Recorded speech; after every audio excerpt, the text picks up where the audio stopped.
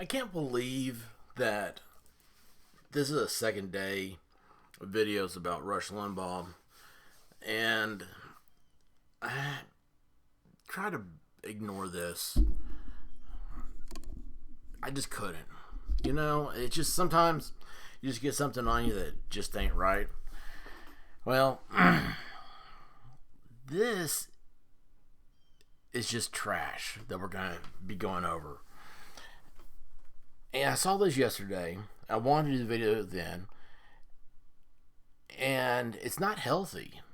It's not healthy at all to sit here and think, obviously Limbaugh meant a lot to me. Last night listening to other YouTubers, he meant a lot to a lot of people because he's who they envision being. They wanted to say something when he wasn't on the air. His show, his diagram, how he did. That's how. There's a reason why. I'm gonna put it simple. I'm sorry. Let me back up. Make it simple. Rush was the first, and there's a reason for that. Nobody else could grab your attention like he did. If you can mimic that, what is it? Oh gosh, I'm trying to remember what is it. It's not. I can't get the word right. But anyway, plagiarism's the greatest form of flattery for an attorney. I was told that in law school. I always thought that was hilarious. But it's kind of like that. If you can, gosh, if I could perform 10% as good as Rush could, well, I mean, that's a $400,000 a year performance. The guy was making $40 million a year his last contract. So, anyway, I saw this and I was like, this guy wrote this the day Rush, we found he died. Okay, let's go over this. It's New York Times, so it's wordy. We may not finish it. We don't have to. It's just a contrast with the way that you should not be. You should not be like this author here, okay? You look at conservatives. I'm overwhelmed with how the left, the liberal elite, liberalist. There you go, the liberalist have just kind of shown their ass, for lack of a better term, with Rush's passing. I remember Alan Combs, if you know him or heard of him, he was a Democrat media personality. When Sean Hannity first started on Fox News, they had a show together called Hannity and Combs, and it was, a right side and a left side. I got a chance to meet Alan Combs, and he was just the coolest dude. Just a cool guy. It was funny, actually. He and Hannity were together, and I'll never forget. Combs was drinking wine, and Hannity was drinking beer, and I thought that was just such it was just an image that just goes against the narrative, I guess. The left likes to paint the right as, champagne drinking, elite, and the left likes to paint themselves as the everyman, laborer, poor guy, beer drinker. And Sean Hannity was he was drinking a Coors or a Coors Light or non-alcoholic, or I don't know, because he's such a teetotaler and everything he does. But Alan Combs, he had a glass of wine. I even made a comment about it. They laughed, and anyway, Alan Combs was a great guy. When he passed away, I said good things about him. I disagree with him on everything, ideology-wise, but I said good things because he was a good man. He affected people, and people loved him. That's what humans do. That's what civility is. This is not civil, what I'm getting ready to read. I've not gone through the whole thing. As always, I like to share it with you. I read enough to get an initial reaction, and I'm like, oh, this is great. So, New York Times yesterday. Rush Limbaugh's legacy of venom. Stop. It caught me right there. Legacy of venom? What? That means I am a venomous person. And I'll tell you one thing. I do things intentionally that, like, Rush Limbaugh would never have done. And it's a personality trait. It is my version of humor. Anyway, weaponizing conspiracy theories. Conspiracy theories is a new thing they're on. See, when you're talking about the legacy of a life, you should be talking about it lifelong. You shouldn't apply to what is today's narrative, what is the hip, cool, passing words today that some think tank did polling data on in D.C. or New York City and is now trying to ramrod down everybody's throat, okay? How about Rush's legacy? You know what Rush's legacy means the most? Is in Cape Girardeau, Missouri, where he grew up, where he loved. You know, your legacy, his legacy there is the people that knew him. Oh man, I remember him. He was blah blah blah blah blah. I think Rush's greatest legacy has always been given when he has an anniversary show. I remember, was it like 25th anniversary or something? Anyway, he had all these stars had recorded a little message for him, and I loved it. The two that I thought were just so cool. One was George Brett of the Kansas City Royals, and the other was Charlton Heston. Of course, Charlton Heston, whenever he spoke, what he said was it was spoken in a command. It was just, he's just an awesome orator. But anyway, back to this, it will never end. So, see here. Weaponizing conspiracy theories and bigotry. You can't say that word without giving a description. You can't throw out words anymore. Okay, I'm done with that. You can't just throw out words and they stick. Long before Donald Trump's ascent, the radio giant helped usher in the political style that came to dominate the Republican Party. So not every Republican's like this. Well, listen, we already know that every Republican isn't like this. Because of the ones that didn't support Trump. All right? I mean, that is it's a fact. Let's see, what does this picture say? Like Donald Trump, Rush Limbaugh rarely apologized to those he denigrated, including black and Latino people, gay men and lesbians, and feminists. Okay. I've never heard Rush say anything negative about blacks, Latinos, gays. But feminists, they don't deserve to be apologized to. You don't apologize to a political ideology. All right? If your political ideology is different, you have disagreements, you don't have to apologize for your ideas. Feminists, it's a political ideology. It's not an accepted fact. Now, this is Jeremy W. Peters. Boy, look at him. But doesn't he look just like Mitt Romney? Look at this guy. That could be Mitt Jr. right there. Oh, jeez. This guy. What a jabron. Jeremy Peters, you are a jabroni. We need a jabroni award to send you. All right.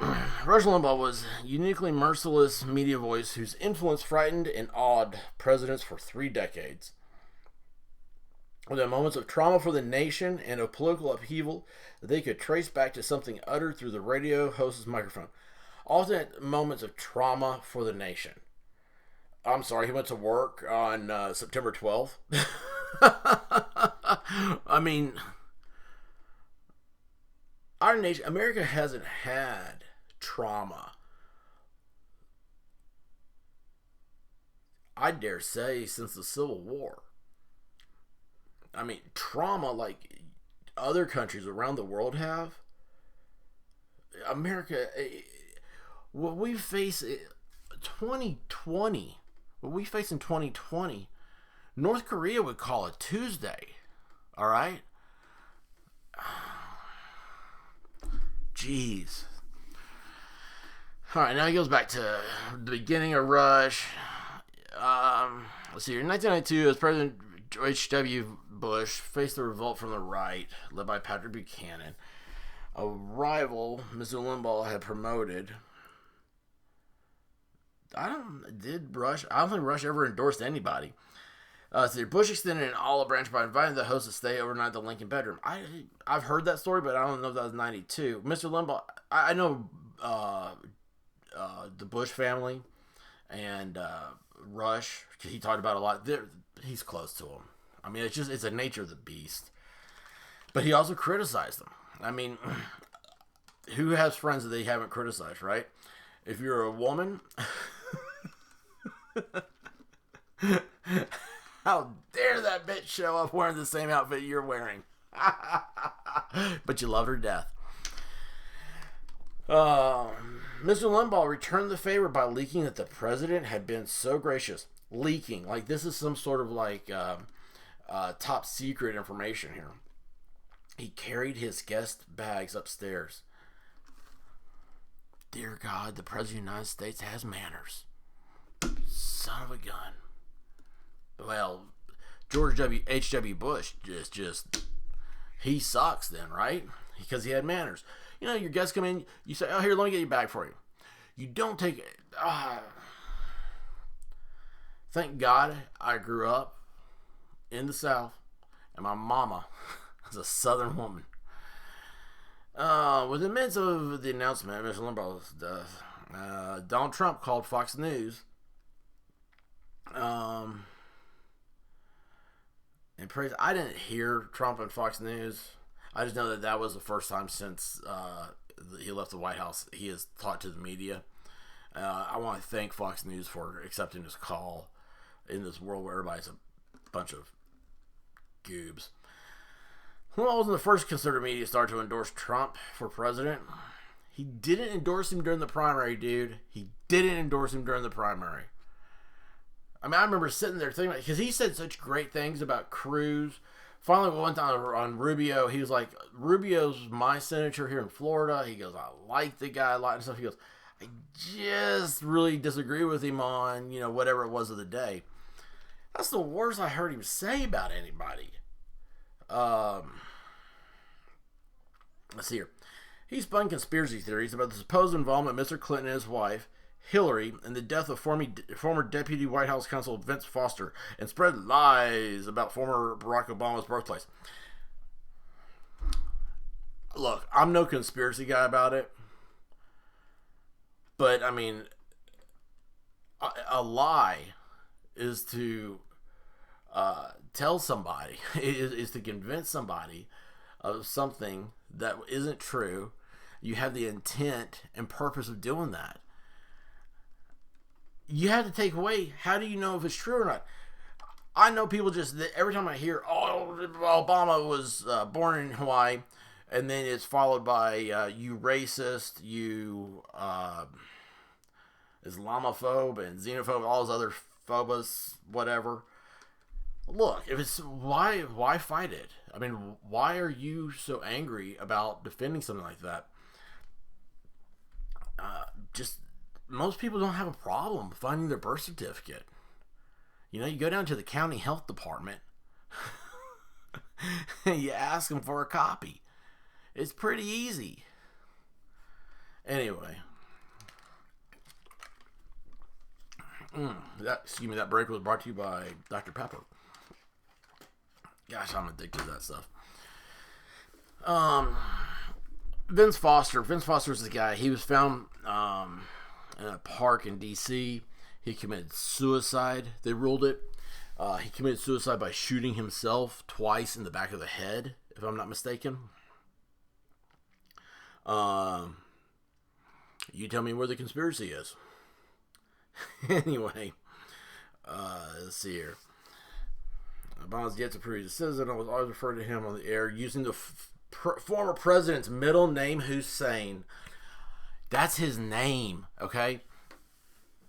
The reason why Russia would do, anybody did that, okay? Because it's weird that he ignored it. He hid from it, it was a purposeful thing. There's 2008. There's still, it was 7 years away from September 11th. We're in the middle of a war.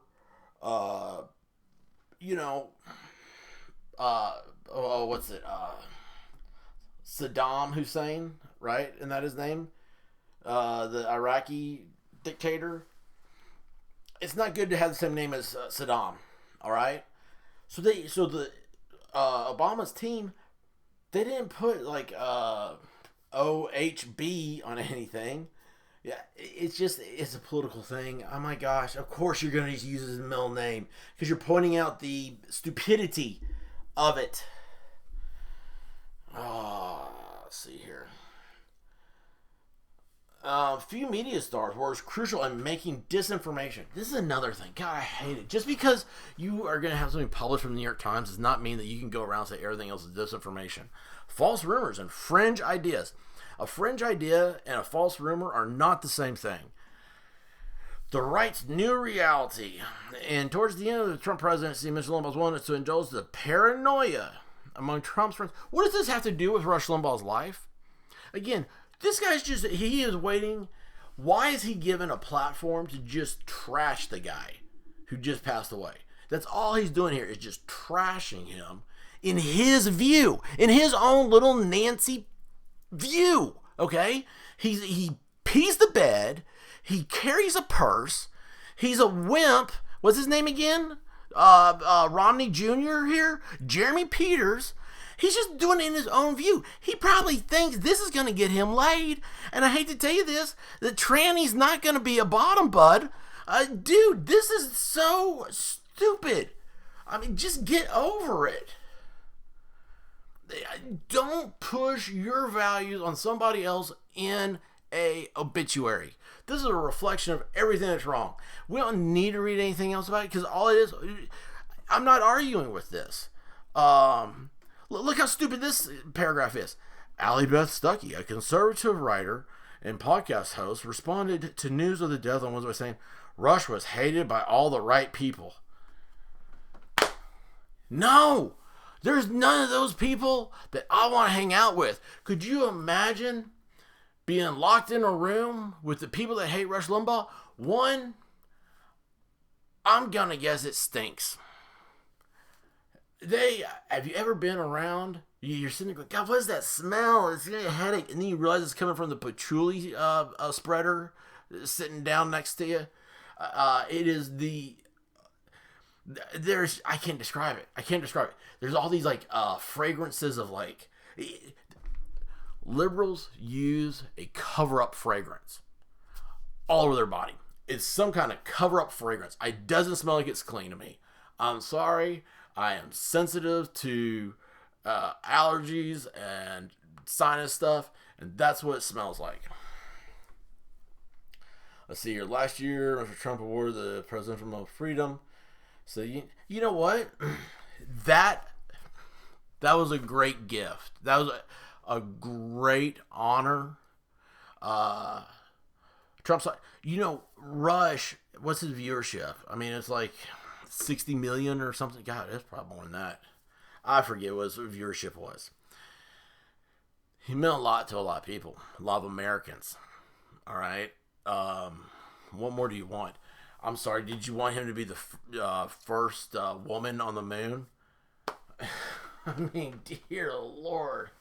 Oh my gosh. That's a whole nother. Here's the thing. I don't care. Because Jabronieville here.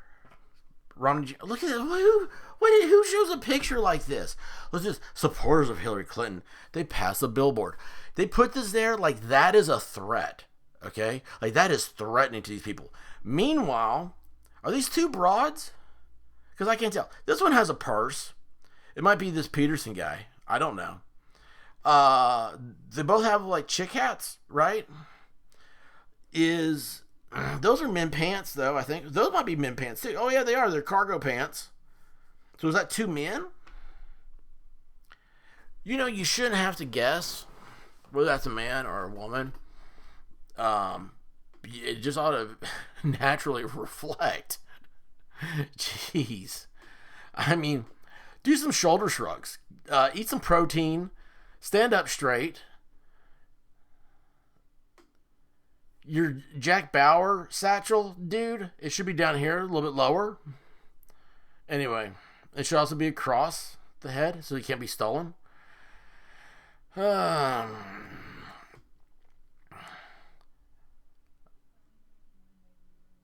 There's just Harvard scholar. What did this guy say?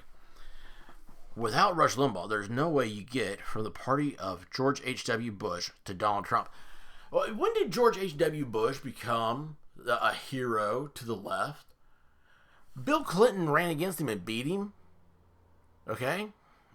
And now it's like, oh, George H.W. is the way every Republican should be. I am so sick and tired of them telling us how we should be. You know what? I'm going to tell them how they should be. Y'all need to shut your mouth, know your role, and take a bath. So Brian Rosenwald, a Harvard scholar. What does that mean? What does that mean? Has he ever had a biscuit at Hardee's? I mean, honestly, it don't matter, okay? Who tracks disinformation in talk radio. This guy gets paid, Brian Rosenwald, to listen to talk radio and decide what's disinformation. Disinformation. I mean, I just realized I don't know if I've ever seen the definition of what that word means. Because information goes both ways. Disinformation would have to be a lack of it. Whether it's true or false, it's still information, right? All media is information. I'm watching Star Trek. That's information. Is what they're projecting. Doesn't mean any of that's real. I don't know. I'm the dummy. I'm the dummy sitting here not making money as a disinformation Harvard scholar. I mean, I'm just... You know who else was a Harvard scholar? What's her name? Pocahontas? Senator Pocahontas? What's her name? Gosh, I don't even remember. God, I can see her drinking beer with her husband, who didn't say anything. Oh my gosh, what is Warren? God, Lee bless. Elizabeth Warren. This is Elizabeth Warren. She was a Harvard scholar. She said she was Indian.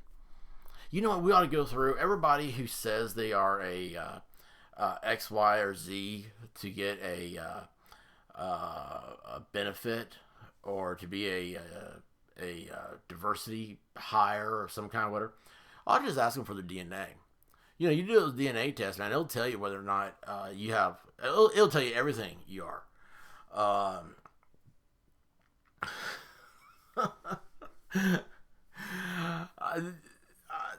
I don't even know where to start. This is stupid clown world. Rush, God bless you, sir. So happy for you, man. You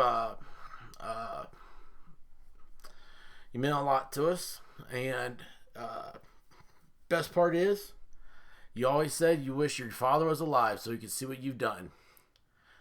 Man, I bet you guys are having a great cigar right now. Jeez. God bless you, man. Thank you so much. And forget whoever this Jeremy W. Peters jabron is. That's going to be the face of the Jabroni Awards. It's going to look like the Oscar, but with this guy. I mean, my gosh, dude. This is the type of guy, he pulls out his teeth so he can have, like, dentures or veneers or whatever it is to put in so he can just keep that smile. In a black and white photo, that's the whitest thing I've ever seen in my life are those teeth. All right. Well, listen, if you like me, give me a like. Subscribe. I need 1,000. I need a lot of things. That's why I just realized I hate saying I need it. I'd like to have 1,000 subscribers so we can get on this YouTube algorithm. I'm sure I'll get removed in appropriate times. Oh my gosh. I need a filter for a filter. But anyway, listen guys, please subscribe, please like, please share, and don't let the bastards grind you down. All right? And until next time, peace.